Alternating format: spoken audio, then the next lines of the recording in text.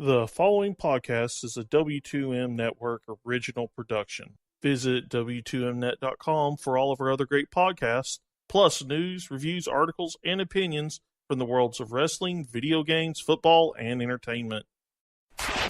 You're listening to Wrestling to the Max. Alert. Clear all channels. This is an exclusive. How you like that?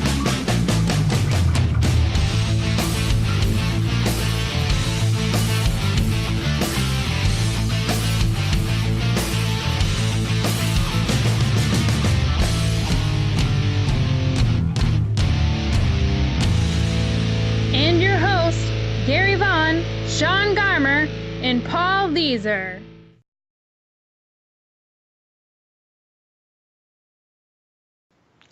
Ladies and gentlemen, welcome to Wrestling to the Max's Clash of Champions 2017 review. And we, of course, are brought to you by W2Mnet.com, the place where you go get all your great wrestling podcasts and a lot more. And don't forget to go hit that subscribe button at Wrestling to the Max. That'll get you every single show that we do.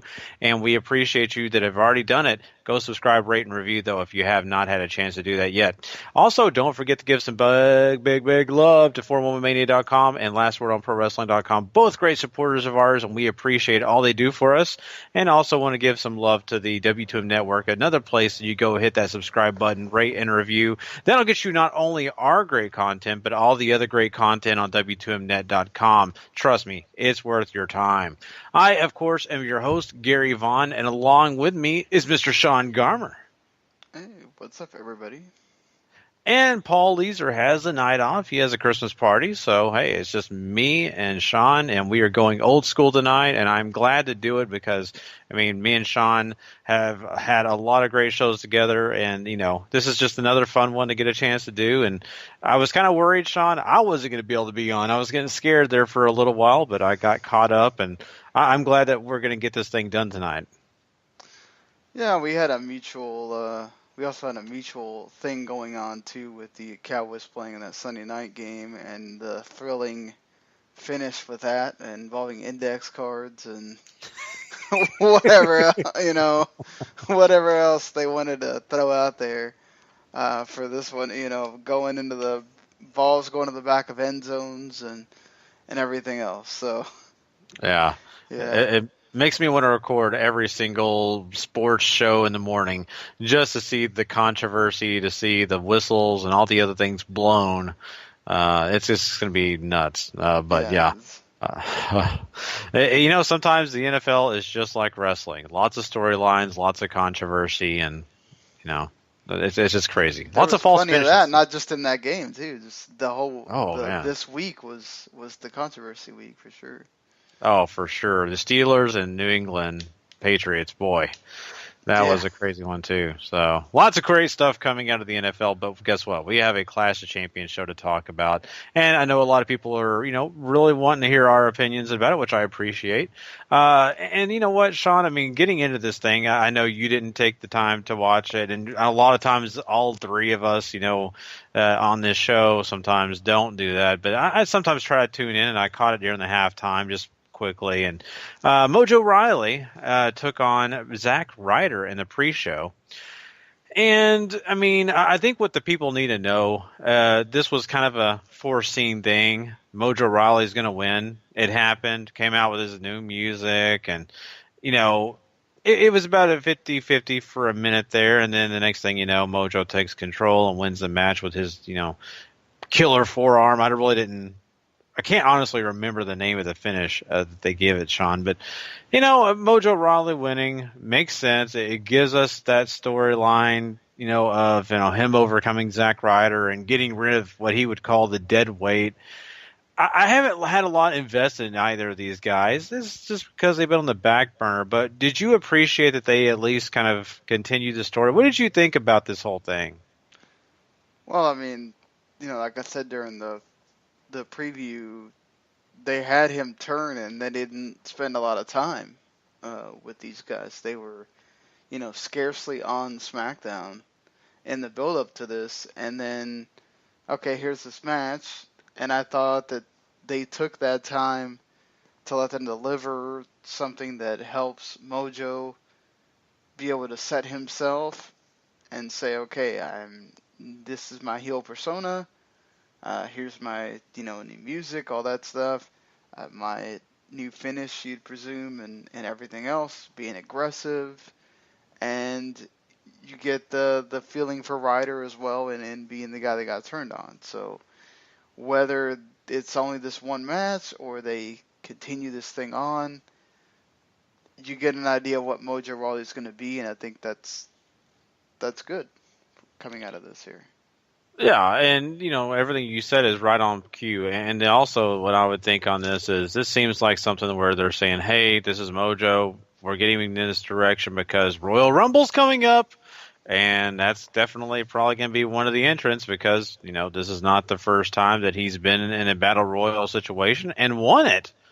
And so maybe they want to tease that as well, that this guy is going to come in, and they're probably going to, if you ask me, going to give him a lot of shots at looking good and maybe staying in the Royal Rumble if that's the case for a lengthy amount of time. That's would be my theory at the moment as we sit here at Clash of Champions. So I'm at least happy for the guy. I mean, I don't know about you, Sean. I'm just at least happy that he's going to get an opportunity to do something and kind of get himself away from that tag division. I think it's time to really let's see if this guy can sink or swim on his own.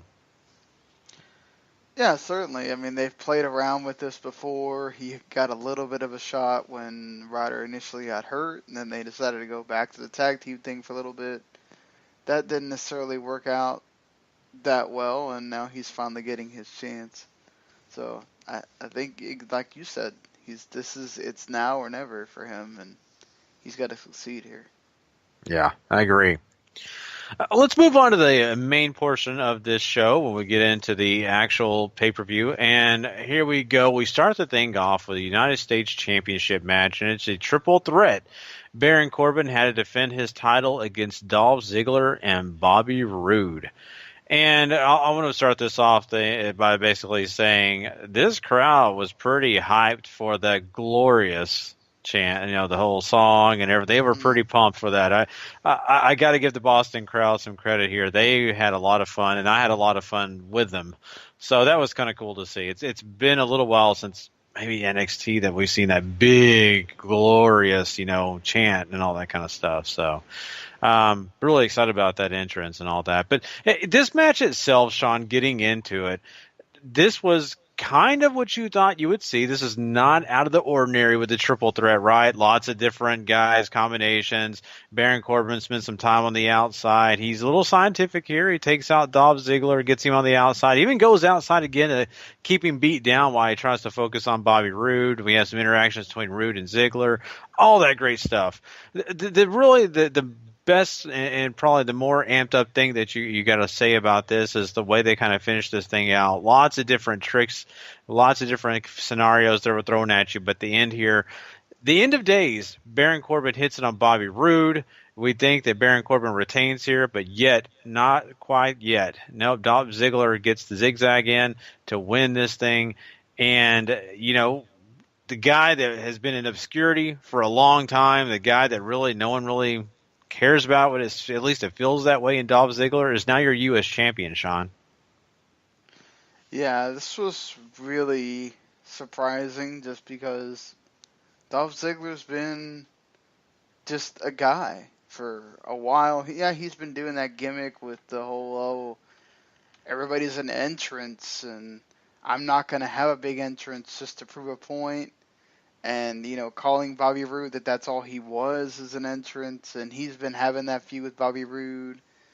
And you put in Baron Corbin here, and it really felt like Dolph Ziggler was here to take the pin, not the other way around, where Ziggler's the one pinning Baron Corbin.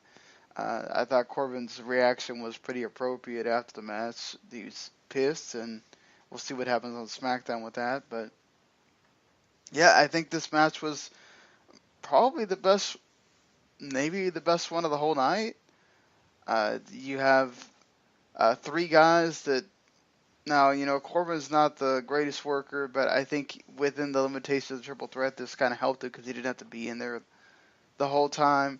You could have two guys that are really good in Roode and Ziggler going at it. Corbin can kind of pick his spots, do his whole where he takes somebody out or come in for the Tower of Doom, or do the close spots where they have he's on the outside, you have a big move happen, he's on the outside, pulls the guy out, and then he almost gets the pin.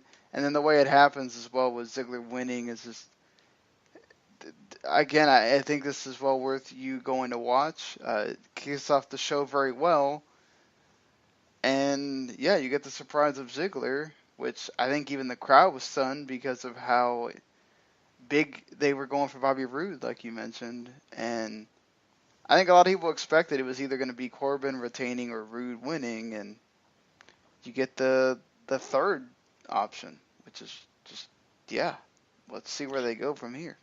Exactly, and it also makes you wonder if Dolph Ziggler getting this win is for his comments about saying I may go do other things instead of staying with WWE. I don't know. How many times has Dolph said that by now? It's like, if you're WWE, you're not going to use him. Just let him go.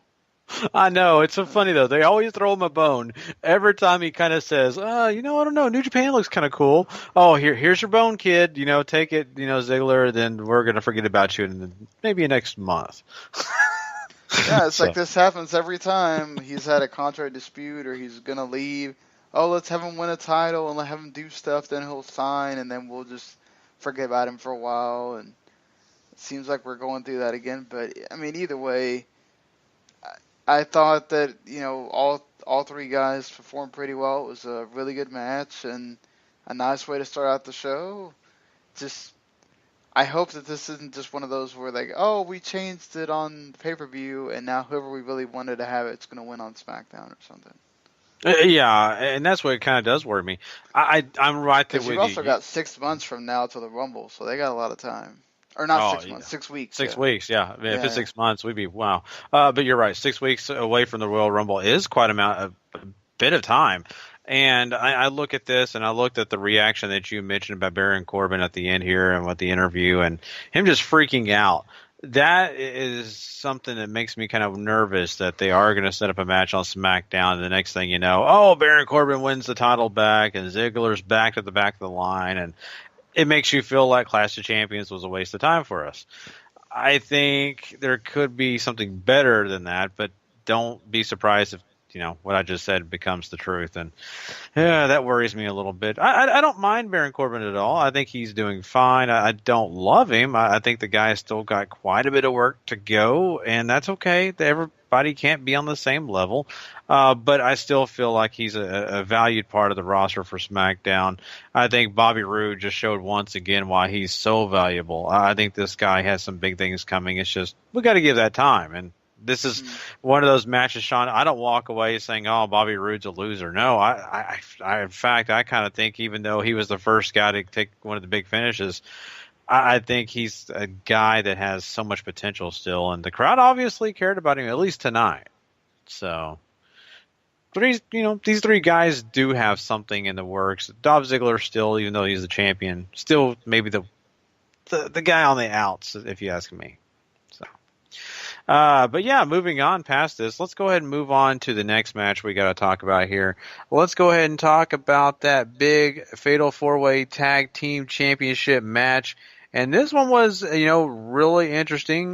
We had some pretty, some good times here. I'll just let everybody know we did have Aiden English and Rusev along with the Usos, the New Day, and, you also can't forget, our other two friends, Shelton Benjamin and Chad Gable. This is one, though, that we start out this match, and before we get into the match itself, Sean, I think we have to give some time to talk about Rusev Day and the fact that we have Aiden English actually singing the 12 Days of Rusev Day, if you want to call it that. Yeah. That was in full. We got the full song here. Lots of entertainment. What did you think about that whole thing? They needed time to kill, certainly, on this show. You're right. That was pretty amazing, honestly. I think the important part is how over Rusev was in Boston. You mentioned the crowd. They were really good for most of the night when they were given reasons to cheer, like for Rusev. and the English, when they didn't have reason to cheer, they were like any other crowd, and they're quiet and don't care, and that's how that works most of the time. But yeah, this was just fun. It was a way to bring the crowd into it to start.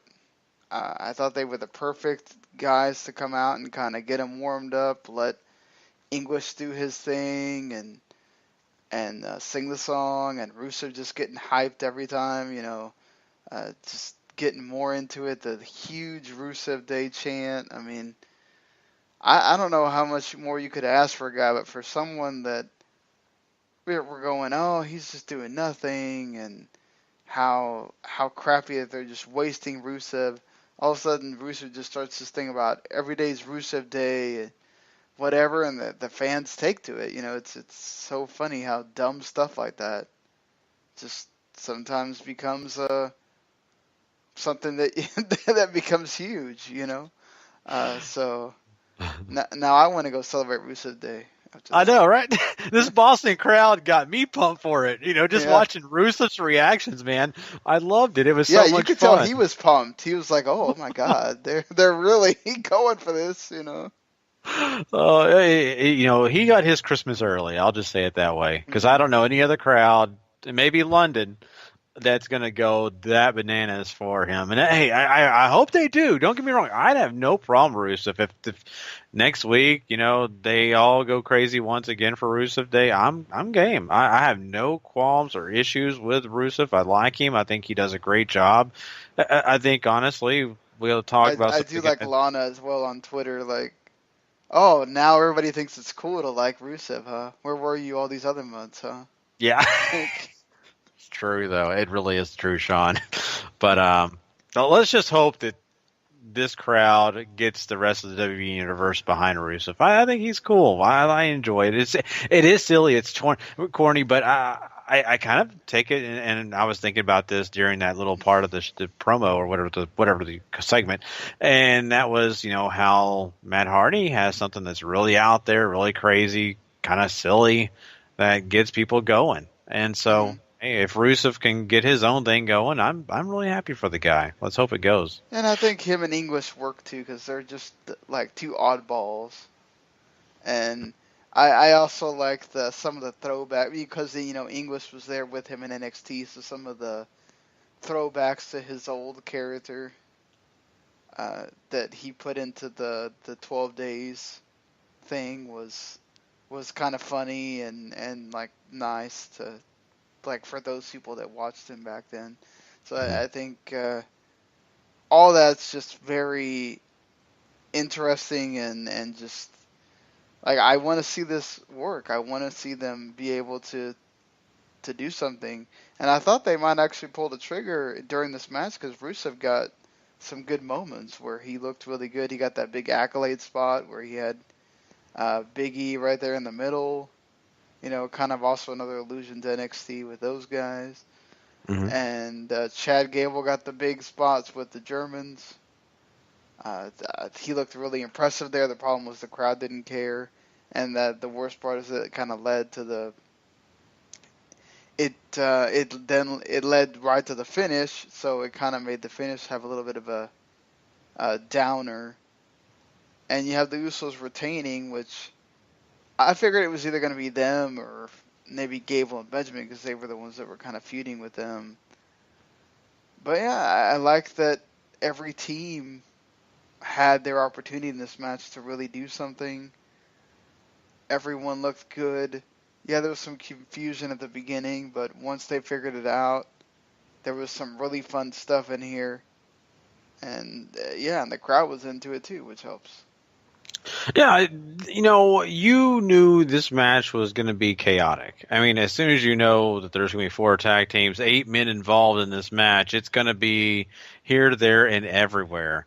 And that's fine. These are those kind of matches, and they have their place, and I actually think they did a great job with it. I honestly found myself entertained more than bored. There are times when they can take these matches and kind of lull you to sleep.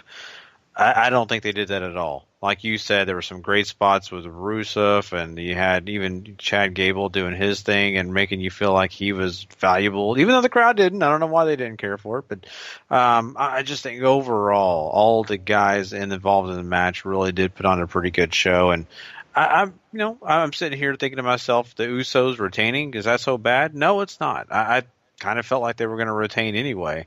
And as much as I would love to see Gable and Benjamin, have those championship belts, just because I think it would be kind of fun to see what they would do with them, I think this works. I think this is okay with me. And, I think on down the line we'll see something different, and you'll probably see a big match for those tag belts coming up here at Royal Rumble. So I just want to see who the number one contenders will be now. That's the interesting part. Yeah, I mean, let's move on. Okay, what do you have? And sadly, we have to go down the rest of this card that takes a nosedive after these first two matches. So. Oh boy! So Sean, I guess it's obvious. So we have the women's championship match that had all the lumberjills around it. That was the stipulation here. You have Charlotte Flair taking on Natalya, and Charlotte's trying to fight for her life in this match. You have Natalya throwing her out of the ring multiple times to get the beat down. You have to have Naomi run in and save the day for at least a break in this whole thing with the lumberjills. Natalya and Charlotte really kind of they have a match here that's very interrupted. It's here, I would say, okay at the end, but nothing that really just makes you go crazy. Charlotte does win with the figure eight. I'm okay with her retaining. Of course, you knew the Lumberjills and their chaos and the fact that they were going to start fighting each other was going to cause some issues here. But yeah, I mean, Charlotte retains, and I mean, let's just start off with that. Charlotte retains. Do you have a problem with that? Did you think this match worked out? Well, no, this match didn't work because it was just a big old mess. Like, nothing was really happening that was that entertaining. Charlotte misses almost everyone on the big spot. It's just, this was just, these lumberjack matches just don't work for most people. And there's a reason for that. It just takes away a lot of the flow of the match, the story. All that goes away because it becomes about the lumberjacks. And even then, even in the promo, this was about the, Riot Squad. They had the Riot Squad in that final, part of the video package with Natalya and Charlotte. This whole thing, it was very distracting, confusing at times. Then you have the stupid promo at the end with Natalya that's very, very confusing. Totally feels like they're doing it just to have a storyline for Total Divas. And like, oh, is Natty retiring now? Is she tired of this mess? Like, have you really been carrying the women's division that long when it was doing nothing? And you were really doing nothing too? I mean, anybody that's been watching the product, that's kind of insulting as well, when you know that there's a lot of times where Natalya's been doing nothing. How can you be carrying a division when you're not doing anything?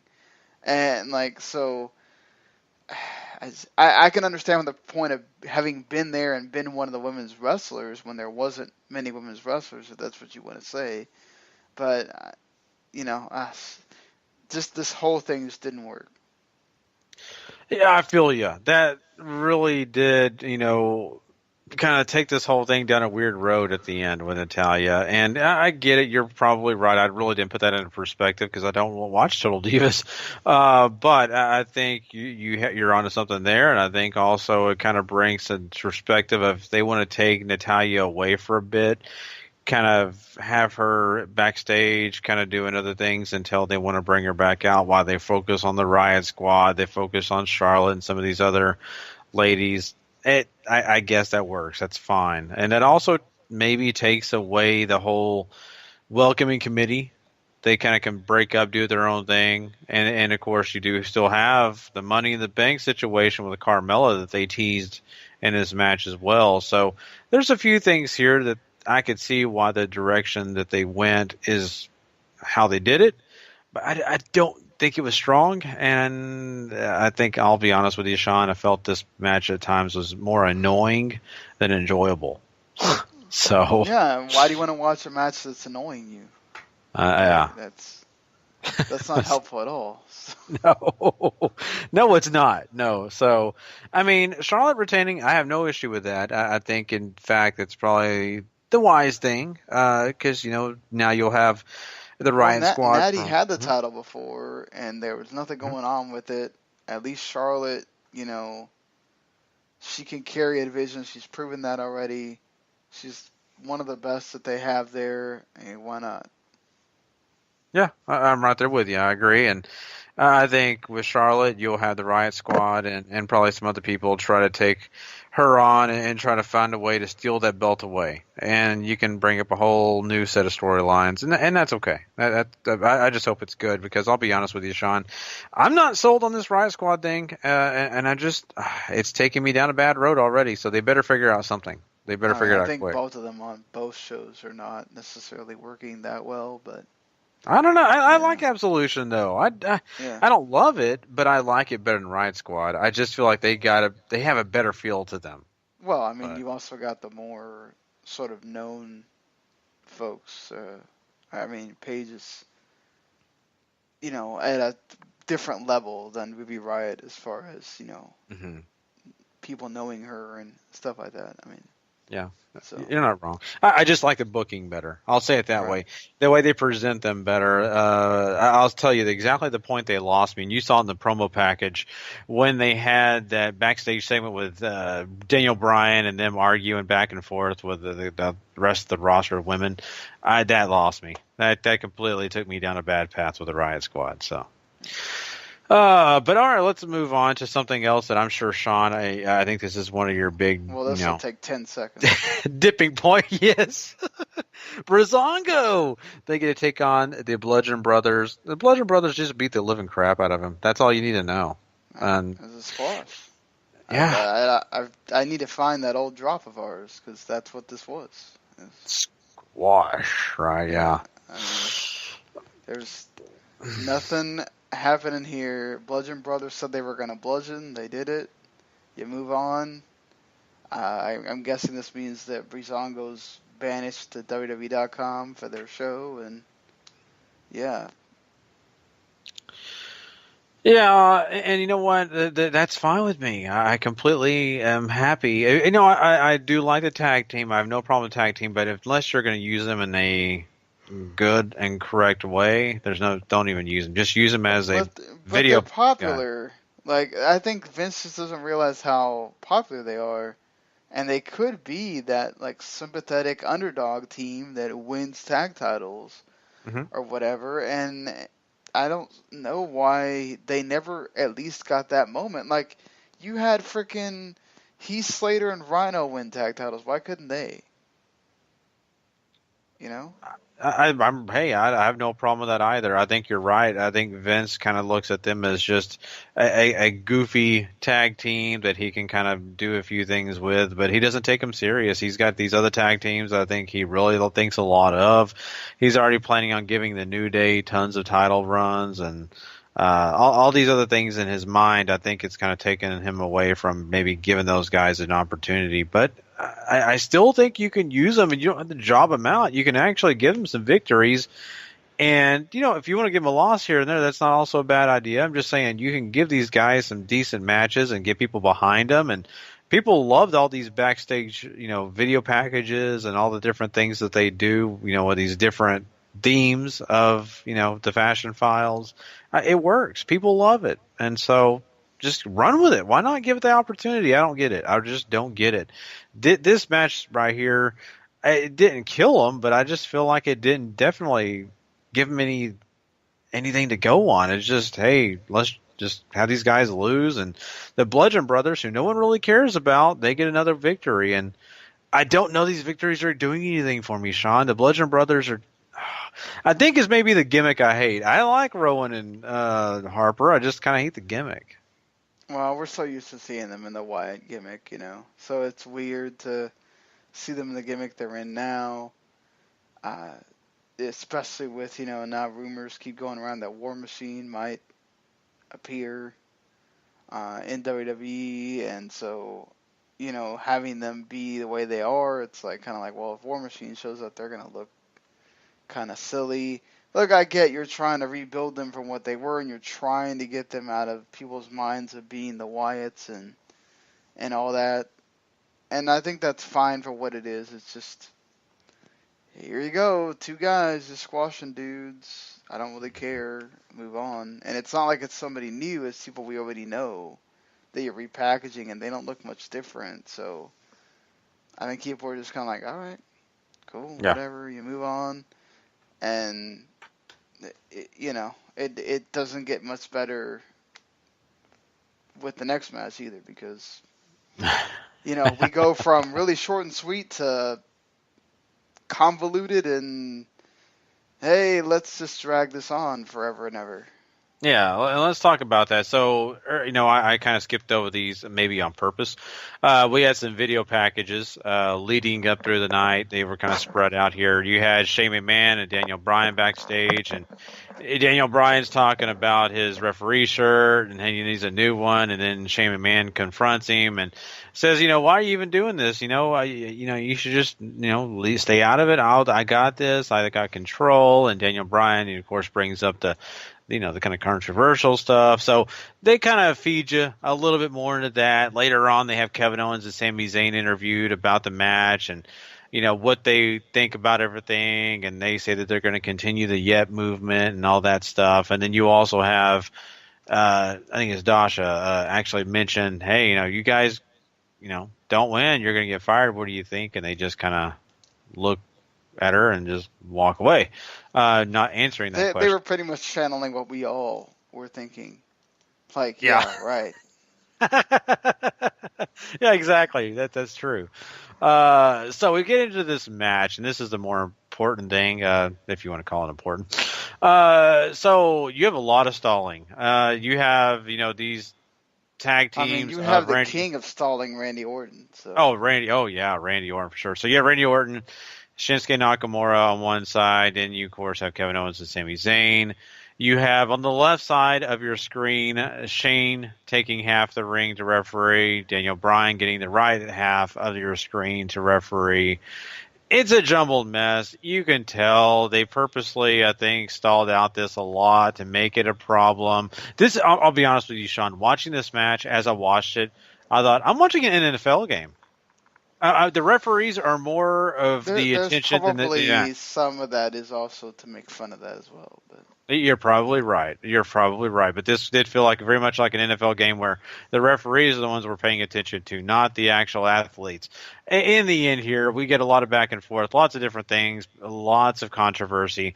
But as the match progresses, we have Shane and Daniel Bryan get into it a little bit here because we have Shane about to do the 3 count, and then Daniel Bryan is shoved down onto top of the guys, and that stops the count. And then later on in the match, we have Shane screw Sami Zayn out of getting a pin on Randy Orton, and that causes the shoving match between Daniel Bryan and Shane McMahon, which causes more controversy. We get another roll-up, and Randy Orton is rolled up on, and Daniel Bryan gets the quick 3 count, and 1, 2, 3, Kevin Owens and Sami Zayn are still in the company. They get the victory, and Shane sits in disbelief as this all happens. Yeah, I don't know, Sean. I mean, definitely not a good match. I mean, because it really wasn't given the opportunity to be good because it was about the referees. Well, the crowd didn't care. That's number one. The wrestlers, the wrestling in this match wasn't pretty. It was kind of felt like it was going at half speed. And mainly probably because the wrestlers knew that it was about the referees and not them. And so, yeah, this was mainly focused on Shane and Daniel quarreling about what side of the ring they're supposed to be on. It's like, when you have two, like me and my stepbrother used to argue about which side of the room is ours. and stuff. And, sometimes we'd get into fights and it would come to blows and whatever. And then that's what this almost felt like, except for they never came to blows. But you got everything else. You got two brothers fighting. You got, the whole, what side of the ring is it on so you can count? That's really dumb. And it all just felt silly. They got the crowd behind the whole Daniel Bryan decision and feeling bad for him, and then the whole quick count, they kind of perked up for that. But for the most, and I guess so, you got that story over with Daniel Bryan and Shane McMahon in that way, but it's just really hurt the match, and it almost like nobody really even cared that Owens and Zayn wound up winning because, all right, whatever. Mm-hmm. Yeah, I think so. It's kind of funny, but I really feel like if you would have talked to the officials or Vince himself, he'd probably say, well, you got the story. I didn't want the match to be the thing that got over here. I wanted the story to get over. And that's maybe their thought process. And I think sometimes... But, why couldn't, Bryan, push him down or something like that? Have a little bit of physicality. Tease a little bit. Something. Mm-hmm.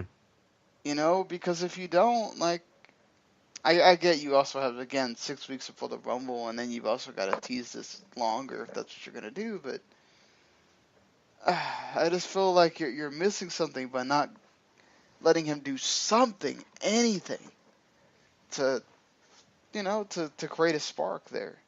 Yeah. And I think, that's another reason I don't think the crowd was really super behind this is because they kept waiting for that moment. They had an announce table spot, and it was like the crowd breathed for 5 seconds, got into it, and then they were back to normal again. Mm-hmm. Well, I really do. I think they were kind of sitting on their hands because they were waiting to pop for when Daniel Bryan did something or Shane did something, and it never happened. It was never the payoff I think they wanted. I think they really wanted to be hyped because they were wanting to see that action you're mentioning, and it didn't take place. So there you go. I think this is, when it comes to story, not bad at all. I think it makes sense. It's all great because now I really do want to look forward to SmackDown. I really want to find out the rest of this and what they're planning on doing, all the fallout. But when it comes to the match or even the guys involved, it's not there. Shinsuke Nakamura, I feel bad for you again because, you're involved in something, but you're not exactly coming out of this looking like, these are roses. 4 of the best wrestlers on the brand. If you would have let them go out there in a match that's focused on them, they could have actually had a pretty good match. But you made it about the referees, and it suffered. Yeah, well, that once again, that's the story overrided the match quality.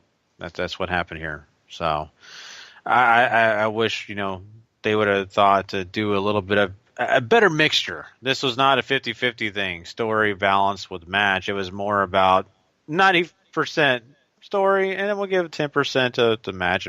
Give what you can. So, but hey, no, it is what it is, right? So I think this is going to lead people looking for, like I said, to SmackDown. But besides that, nothing to go and write home about for sure. But we have one other match here to talk about, and this is a big one because this involves the WWE Championship match. And this is, of course, between Jinder Mahal and the champion AJ Styles. And earlier in the night, we had the Singh brothers interviewed, and it was kind of the normal Singh brother stuff, talking about Jinder Mahal and how he kind of laughed at AJ Styles' comments in the pre-show and all that. So it was what it was. But what we get here in this match is Jinder Mahal and AJ. And I'll say this, Sean, Mahal got a lot of offense. They gave him a lot of opportunities to look good, especially, with that spot where, AJ kind of injures his ribs going with the timekeeper's place, and just a lot of that stuff that kind of ensued. But really, you had Jinder Mahal with a lot of offense, AJ getting some stuff in, and in the end, you do have AJ winning. But, you had not a lot involved when it comes to the Singh brothers. It took till really the end there where they really started to get involved, and they paid the price by AJ Styles. But you do have, with the calf crusher, AJ winning this match against Jinder Mahal. How did you feel about all this stuff? Did you like the match at all, or what was your thoughts? Well, I thought, I think there seems to be two trains of thought with this match. That it was just boring the whole time, and it was AJ selling like Shawn Michaels and for Diesel in the WrestleMania match or whatever, or Shawn Michaels selling for Hulk Hogan or all that. I don't think it was. Yes, AJ was selling really well. It's a lot of one of the many great things he does, but and that was a key of this. But I think actually, I thought Jinder looked good here. I thought he went out and used psychology well.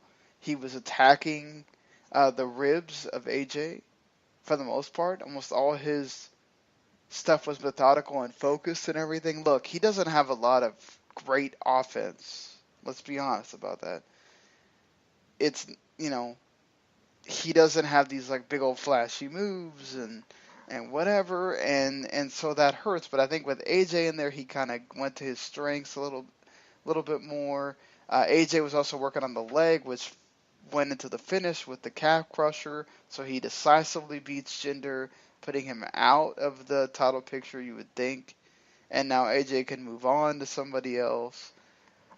And, Jinder now has to figure out what he's going to do with himself. But I really like the way that they came out. I'm not saying it's great. Like I said, I think if you're going to say a U.S. title or a tag team title as far as match of the night goes, but I thought the main event was actually just good for what it was. And, I don't think it should be included in the trash heap that the rest of the stuff was. Yeah, I see where you're coming from on that. And, I think a lot of people have to understand that if this company wants Jinder Mahal to continue to do big things or to do at least anything of relevance, they got to have him look good in this match. They cannot have AJ Styles come into this match and win in 5 minutes. They can't do that. They've got to allow Jinder Mahal to have some good offense against one of the best star that they have on SmackDown. So I think for once I'm kind of behind Jinder on this, but I think overall you got the right finish here. You got a quality match for what it's worth. May not have been the best match, may not be the best match of 2017 with AJ Styles, but did it need to be? Not necessarily. To tell the story that we wanted to see, you just needed a good match, and I think that's what you got. I think you got a good match. I don't think it was anything better or worse. So, and I love the fact that it wasn't all about the Singh brothers as well. I don't know about you, Sean, but I'm so happy that wasn't the main narrative here. And that at least, gives us something to think about too. So, yeah. But yeah, I mean, for the most part, that pretty much rounds out our show. So, I mean, Sean, I think we're just going to put a rating on this thing. What did you rate this one? You have two matches that are very much worth watching. You have a main event that if you want to sit through it and you appreciate Jinder Mahal at all, and of course just want to appreciate great work from AJ, you got that as well. If you're a Jinder hater, I think this match is not going to do anything to change your thought on him. You might as well skip it. And then the rest of the card is very just skippable, And actually, the Mojo and Zack Ryder pre-show stuff wasn't too bad, but really, just it's sad that one of the main hooks of this show, that tag match, just was one of the reasons to not watch it. Honestly, and then the women's match, I think that was the one that was kind of expected to be what it was, and that's I'm gonna say like a 5. I think that's fair. I think we're right in agreement on that. That's exactly the number I was going to put. I'm going to give it a 5 too, because I really think a lot of the things you said have a lot of merit to them. And as I really sit here and think about it, you do have some positives coming out of it. At least the story in that tag match still progresses, it still matters, and we're getting amped up a little bit about it, but is it super amped up? Not really. It was never anything that was going to just blow us out of the water, so that was okay. And then, you have some other things in this show that I think were okay, but, once again, nothing outstanding. I think for the most part, this could have been an episode of SmackDown, and you wouldn't have thought twice. I really feel that way because I think this is what we kind of talk about SmackDown sometimes is there's one thing that on there that's really solid and the rest is it's okay, just kind of move you on, right?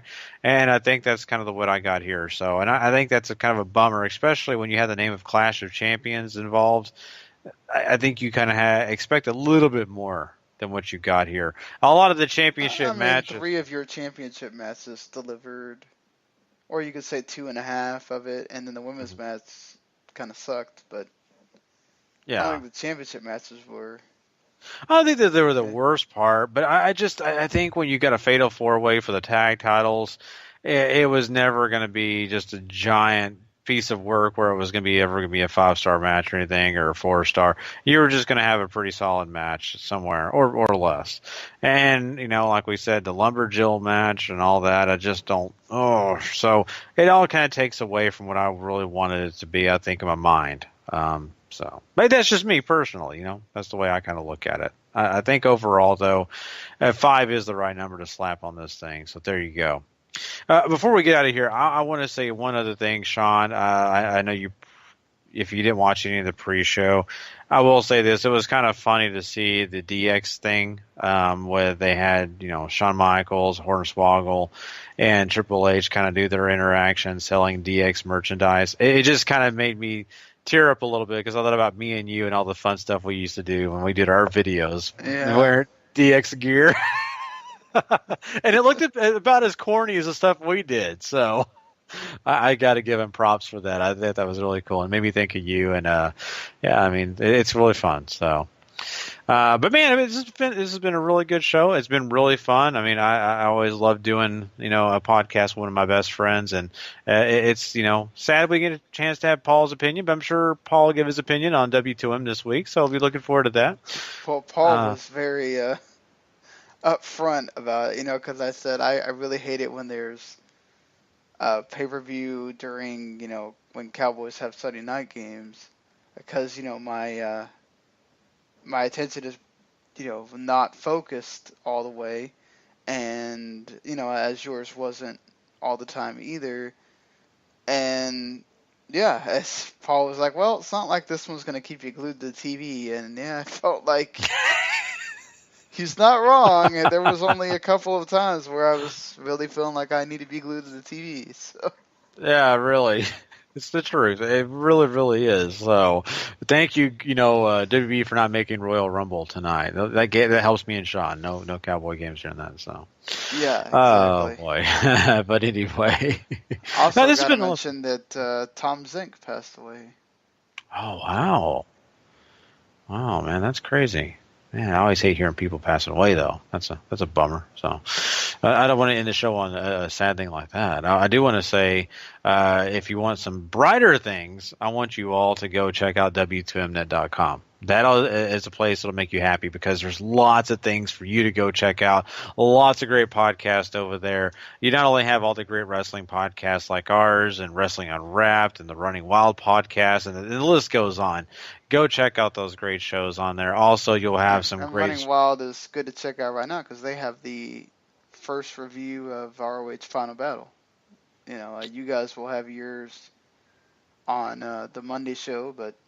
Rich Lacconi is a guy that he follows ROH really closely, goes to the shows, and he writes for PW Ponderings as well. So he's somebody that really watches that and pays attention and knows some of the talent personally. So he's going to have a lot to say, and I'm sure you'll get a nice different perspective from him than you get from us. So it's very well worth your time to go check out Running Wild. From yesterday. Yeah, for sure. I that's why we have this network, for you all to have a chance to listen to all the great points of view and of course have these great opportunities to get these pay-per-views out right away. You can listen to them even if we don't cover them right away. So there you go. Definitely go listen to that episode of Running Wild Podcast. And like I said before, we have all these other great shows too involved. If you love video games, if you love the NFL football or soccer, and heck, I mean, even if you like entertainment, go check out all the great podcasts out there. Radlish Broadcasting brought you a great little piece of information about this whole Fox being sold to Disney stuff, and lots of great things over there too. We appreciate the network is lots of fun. So W2Mnet.com, go check out everything over there. Subscribe, rate, and review at Wrestling to the Max or the W2M Network, whatever suits your fancy. And also, make sure you come check us out this week. Me, Sean, and Paul will be doing Wrestling to the Max this week, and this will be a lot of fun because we'll getting into some Ring of Honor and some big wrestling news, talking to XFL guys. That's right. We'll be talking about that a little bit. We'll obviously be talking some other big news topics. Plus, we'll be jumping into some Impact later in the week. And no, actually, we won't, because Impact's done for basically the first of the year. So we'll be jumping into some other great stuff. So don't miss an episode of Wrestling to the Max this week. Lots of fun stuff coming your way. And, we appreciate your time. Thanks a lot for joining us. We hope you guys have a great holiday. And until next time, me and Sean will catch you guys down the road.